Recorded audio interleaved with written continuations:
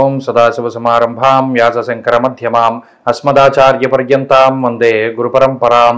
జ్యోతిష్ శాస్త్రాన్ని భావితరాల వారికి ప్రసాదించిన ఋషుల యొక్క పాదపద్మాలకి నమస్కారం చేసుకుంటూ, అలాగే నాకు ఈ జ్యోతిష విద్యను నేర్పిన గురువర్యులు జ్యోతిష బ్రహ్మ కీర్తిశేషులు శ్రీ ఏరంకి సూర్యనారాయణమూర్తి గారు, సూర్యశ్రీ దైవజ్ఞ గారి యొక్క పాదపద్మాలకి నమస్కారం చేసుకుంటూ, ఓం శ్రీ మహాగణాధిపతి నమః, శ్రీ గురుభ్యో నమః, హరి ఓం. వీక్షకులందరికీ నమస్కారం.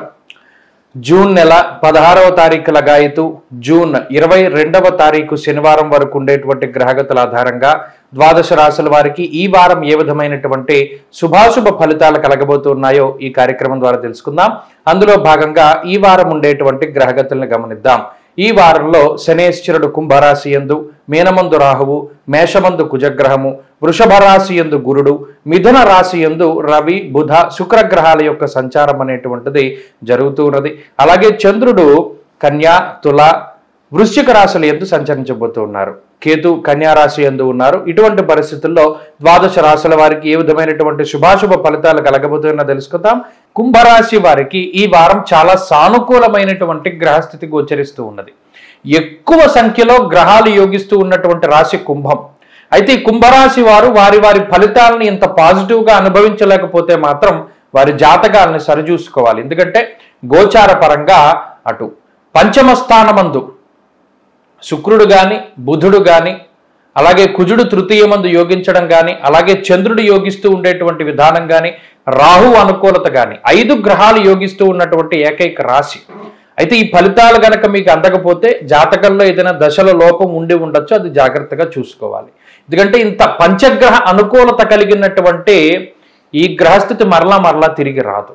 అయితే ఈ గ్రహ సంపత్తి వల్ల కుంభరాశి వారికి ఏమవుతుందంటే బుద్ధి ప్రచోదనం అవుతూ ఉంటుంది.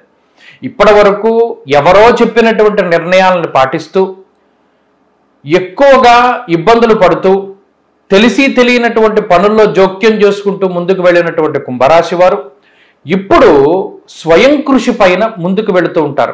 కొన్ని సందర్భాల్లో వారు ఇబ్బంది పడినప్పటికీ కూడా సొంత నిర్ణయాలు తీసుకుంటూ, సొంత తెలివితేటల మీద ఆధారపడుతూ, సొంత విజ్ఞానాన్ని, అనుభవపూర్వకమైనటువంటి జ్ఞానాన్ని వారు అది దృష్టిలో పెట్టుకుని ముందుకు సాగుతూ ఉండేటువంటి పరిస్థితులు కనబడుతూ ఉన్నాయి. ప్రత్యేకించి లౌకికమైనటువంటి విధి విధానాలని అవలంబించేటువంటి పరిస్థితి, కొత్త ప్రణాళికలు, కొత్త జీవన విధానము, కొత్త ఆలోచన ధోరణి, జీవన సరళి ఇవన్నీ కూడా మారేటువంటి పరిస్థితులు ఉన్నాయి. ఇక ఈ గ్రహస్థితి ఆర్థికంగా ఈ రాశి వారికి చాలా గొప్పగా ఉపయోగపడుతుంది. ఆర్థిక ఎదుగుదల, ఆదాయ మార్గాలు పెంపొందించుకోవడం, సక్రమమైనటువంటి పద్ధతిలో ధనాన్ని సంపాదన చేస్తూ ఉండడం ఇత్యాది విషయాల వల్ల ఆర్థిక ఎదుగుదల ఉన్నది. ఆరోగ్యపరంగా కూడా గ్రహస్థితి చాలా సహకరిస్తోంది.